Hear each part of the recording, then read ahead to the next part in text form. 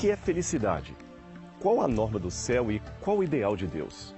Um dia, em algum lugar desta encosta, Jesus fez um lindo, mas polêmico sermão que tocou nestes e noutros assuntos relacionados à salvação. Eu estou falando do Sermão do Monte, pregado há quase 2000 anos, mas ainda relevante em nossos dias. Quer conhecer mais sobre esse assunto? Então não saia daí, porque o seu programa Evidências está só começando.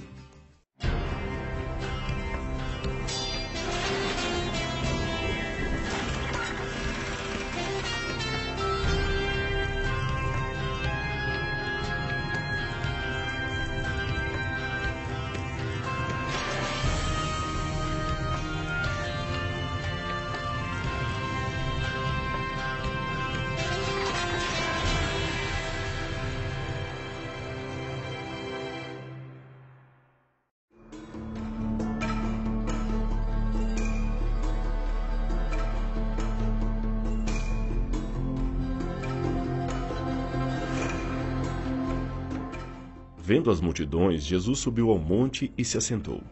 Seus discípulos aproximaram-se dele e ele começou a ensiná-los.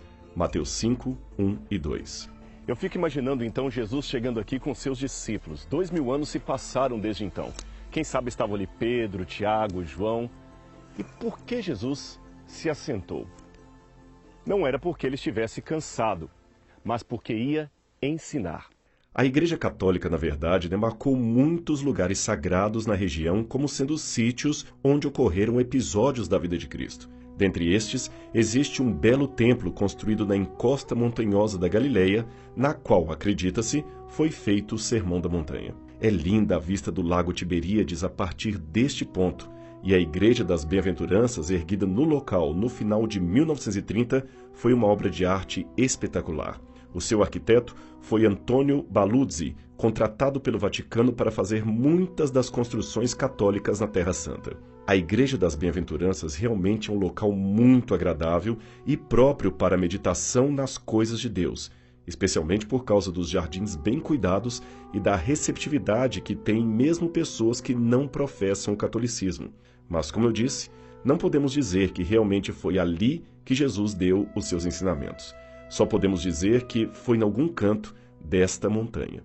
Mas não importa o local exato. O que interessa aqui é a força das palavras de Cristo que ecoam pela acústica do tempo, causando admiração e espanto até hoje. Na cultura do Antigo Oriente Médio, coisas importantes não podiam ser ditas em pé, mas assentadas, para indicar que não deveriam ser ditas com pressa, olhando para a hora, com vontade de ir embora. Se alguém tivesse algo importante para conversar com o outro, a resposta cortês, educada, deveria ser: sim, então vamos nos assentar um pouco. Que lição para nós que vivemos num mundo de tanta correria, não é mesmo? Talvez o que mais precisemos neste momento é aprender com a calma dos mais antigos, que certamente não eram tão apressados como nós. Temos tanta tecnologia para abreviar nossos trabalhos, tantos atalhos tecnológicos e, mesmo assim, somos atarefados pela terrível falta de tempo. O relógio não para nós. Talvez seria bom refletir sobre o conhecido poema de Antônio das Chagas, um velho monge do século XVII. Ele disse: Deus pede estrita conta do meu tempo, e eu vou do meu tempo dar-lhe conta. Mas como dar, sem tempo, tanta conta, eu que gastei sem conta tanto tempo? Para dar minha conta feita a tempo, o tempo me foi dado e não fiz conta. Não quis, sobrando tempo, fazer conta. Hoje quero acertar conta e não há tempo. Ó vós que tendes tempo sem ter conta, não gasteis vosso tempo em passatempo. Cuidai, enquanto é tempo, em vossa conta.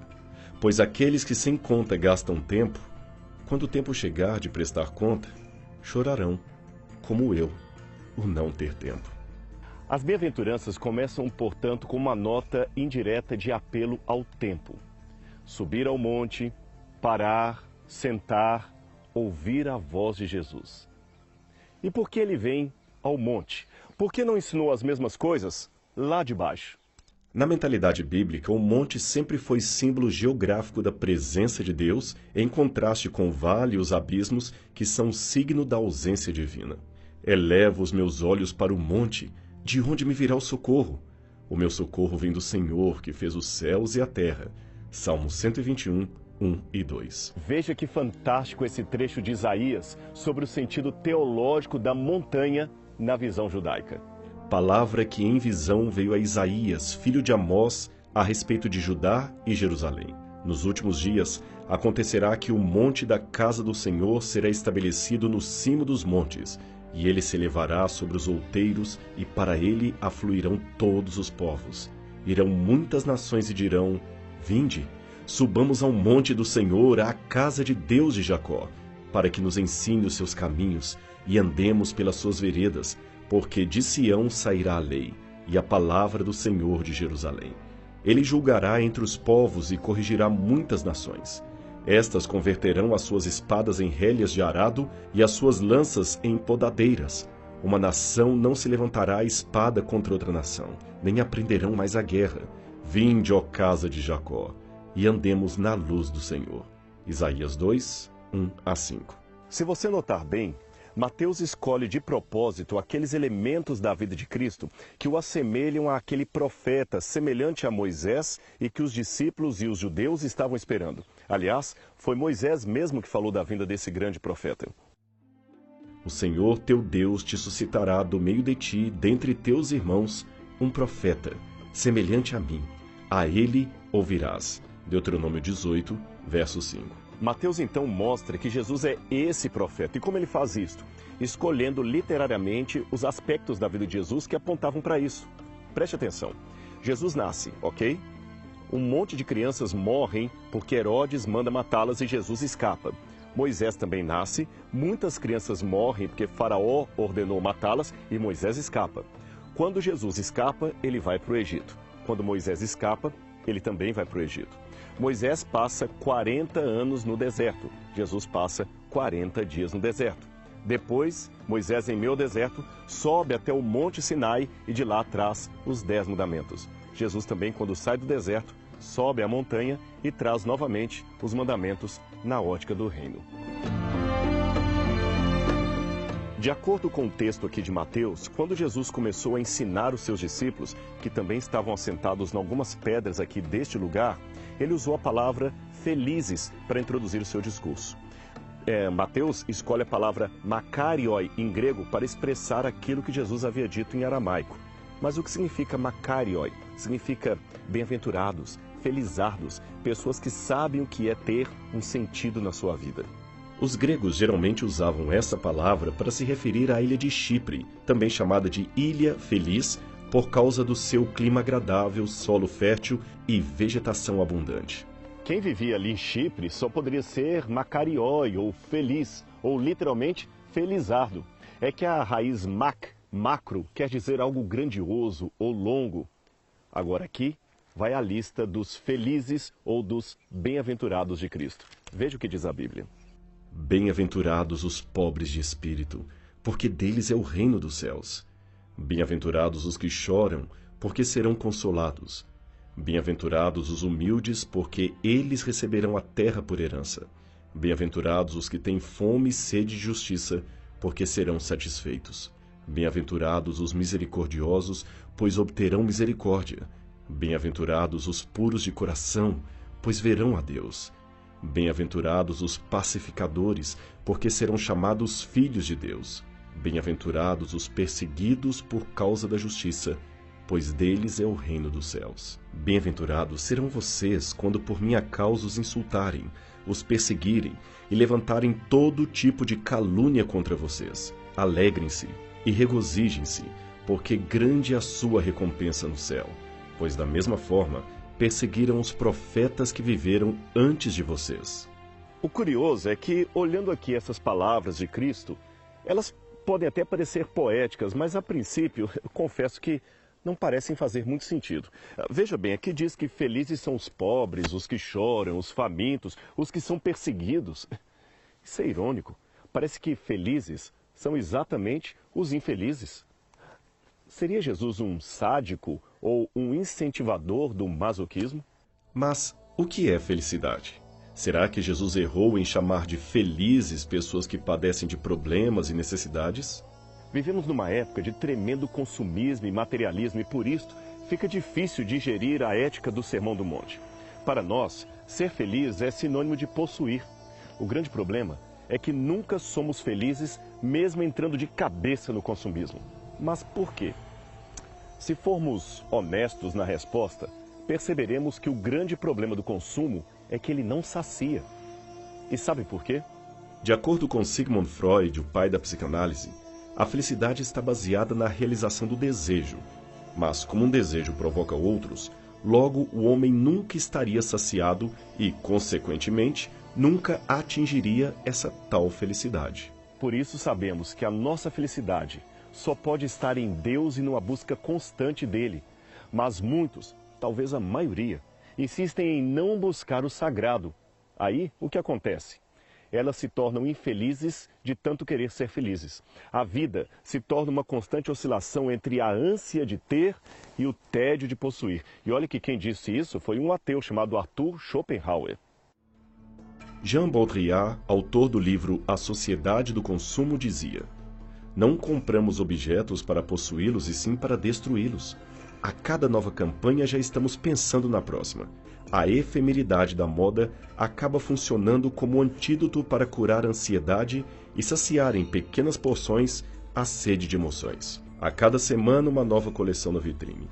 A cada dia um novo capítulo da novela das 8. A cada 6 meses uma nova versão do carro do ano, um novo restaurante imperdível que é inaugurado. Somos todos atores no teatro do consumo." Será que ter é mesmo sinônimo de possuir? E possuir é sinônimo de ser feliz? Alguém certa vez ironizou que feliz não é aquele que tem tudo, mas aquele que não sente falta de ter tudo. Deixe-me contar uma história para você, uma história verdadeira. Em 1988, um beduíno da tribo Tuareg havia passado pelo acampamento da equipe do Paris-Dakar e ajudou um jornalista que havia deixado cair a sua mochila. O jornalista, agradecido, deu-lhe de presente o livro O Pequeno Príncipe, e o beduíno, empolgado, prometeu que um dia aprenderia a ler para conhecer o conteúdo daquele livro. Esta era a primeira vez que aquele rapaz tomava um livro em suas mãos. Os Tuareg, só para você ter uma noção, são um grupo nômade do deserto que vive na solidão, praticamente sem nenhum recurso, sem nenhuma tecnologia daquela que conhecemos atualmente. Tuareg, para que você saiba, significa esquecidos ou abandonados de Deus. Aquele rapaz, Tuareg, ex-pastor de cabras e ovelhas, se graduou em gestão na Universidade de Montpellier, na França, e se tornou um defensor dos pastores tuaregs. Mas imagine o choque cultural daquele rapaz ao ver pela primeira vez o mundo ocidental. A começar pelo barulho infernal que ele jamais imaginava existir, pois no deserto é tudo tão calmo, tão silencioso, até as batidas do próprio coração podem ser ouvidas.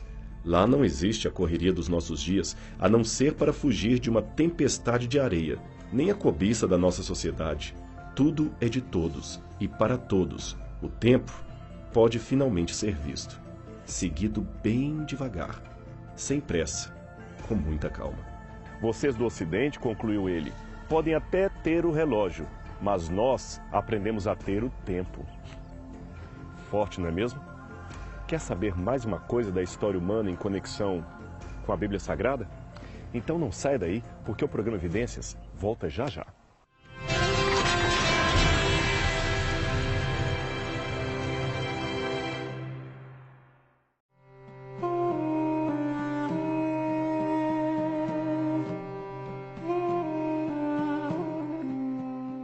Talvez o maior problema com as bem-aventuranças seria o modo radical como elas se chocam com as nossas capacidades ou, quem sabe, com os nossos caprichos modernos.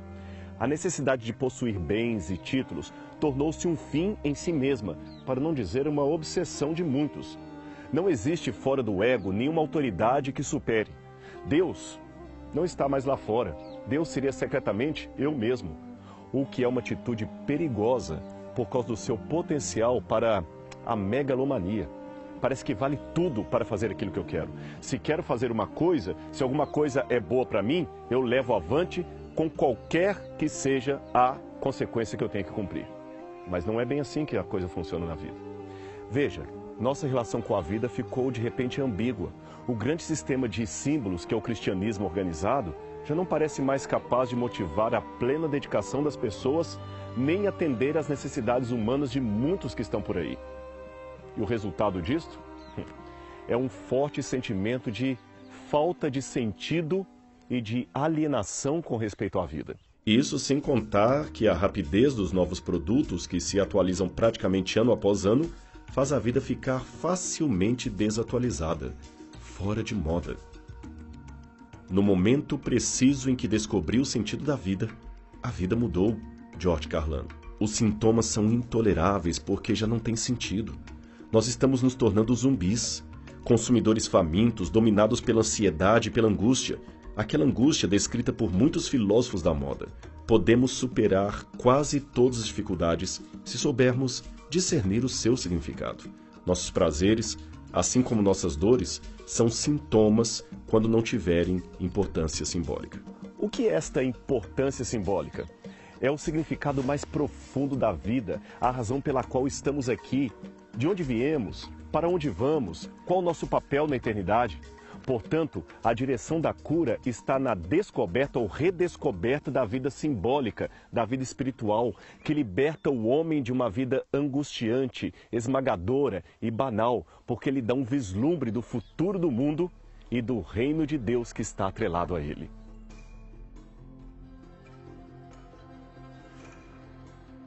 No momento presente, os que têm consciência do problema, às vezes se veem obrigados a empreender uma própria busca, uma busca individual por uma vida mais significativa. São pessoas, eu diria, de mente inquieta. Outros ainda, infelizmente, parecem alienados ao ambiente em redor, a não ser quando precisam satisfazer, você sabe, o seu próprio ego inflamado. O ego dessa pessoa é o único árbitro entre o que é certo e o que é errado, entre o que é belo e o que é feio, o que é verdadeiro e o que é falso. Jesus é radical nesse sentido. Não são os homens que definem e determinam Deus, é Deus que determina o homem. Mesmo respeitando o livre-arbítrio humano de cada um, Deus tem os seus princípios e não admitirá por toda a eternidade a existência ativa daqueles que desprezam o seu reino e a sua justiça. Agora, falando em radicalidade das demandas de Deus, quem lê as prédicas das bem-aventuranças e todo o restante do sermão, tem a impressão de que esse discurso de Cristo seria muito utópico, isto para não dizer absurdo.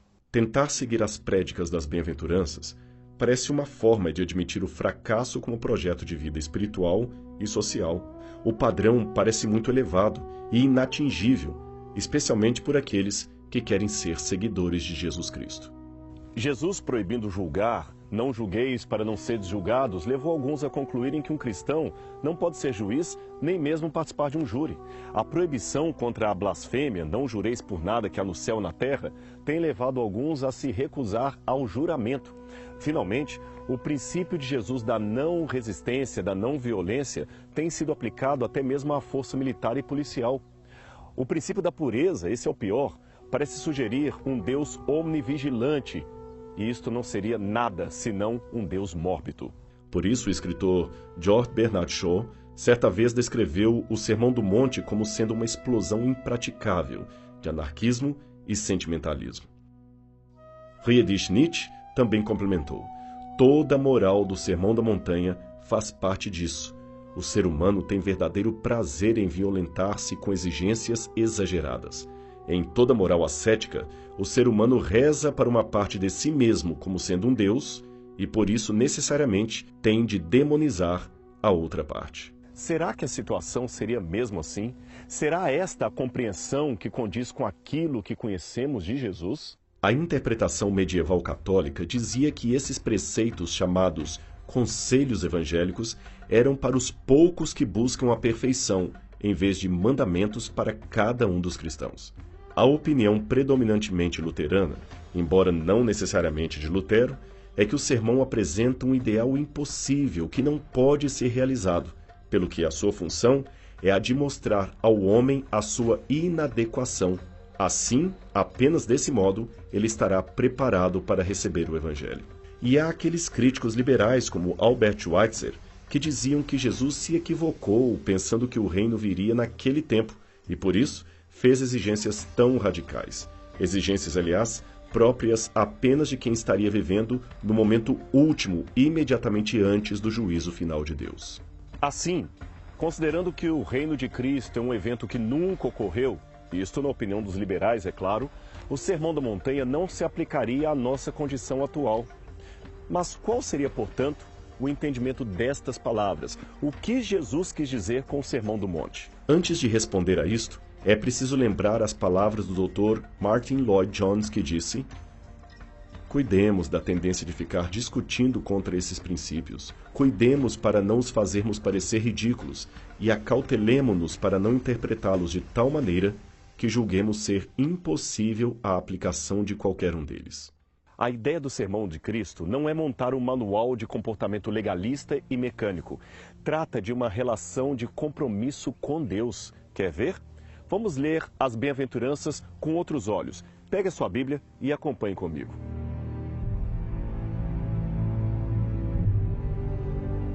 Os pobres de espírito não são necessariamente os sem dinheiro, mas aqueles que aceitam a perda de todas as coisas, especialmente a perda de si, de modo que eles possam seguir o exemplo de Cristo.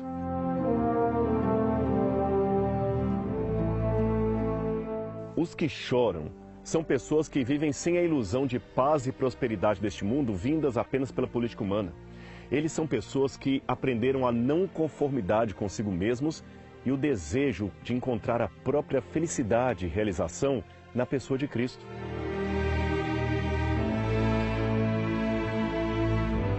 Os mansos são aqueles que não falam em defesa de seus próprios direitos, que não brigam por si até o final, pelo contrário, subordinam continuamente os seus direitos e eles mesmos para a vontade de Cristo, em primeiro lugar, e, por conseguinte, para o serviço do seu semelhante.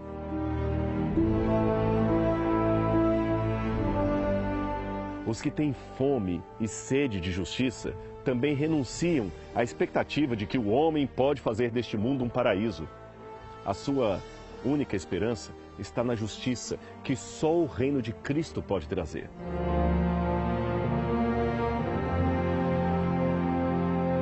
Os misericordiosos deixaram a sua própria dignidade e se consagraram aos outros, ajudando os necessitados, os fracos, os desterrados.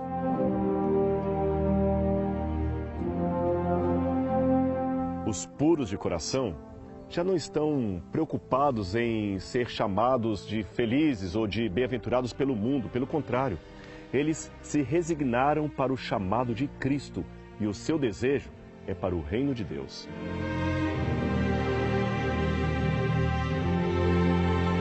Os pacificadores detestam aquela violência que se usa frequentemente para resolver problemas.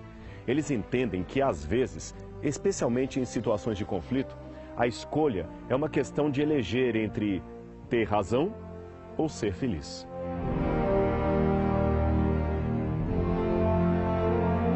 Os que são perseguidos por causa da justiça estão dispostos a sofrer pela causa de Cristo.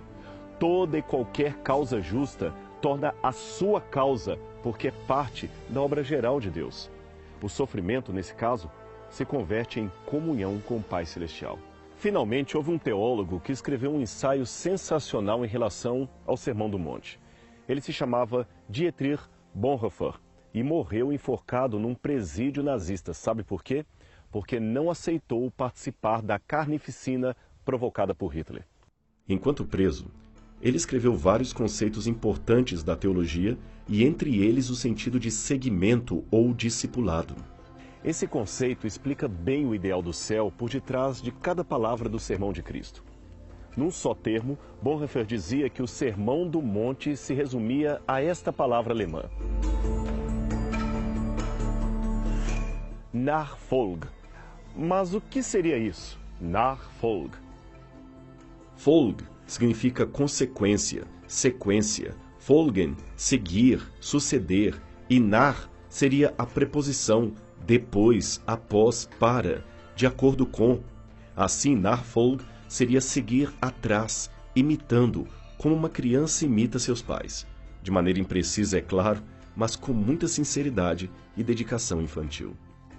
É isso que significa ser perfeito como perfeito é o nosso Pai que está no céu.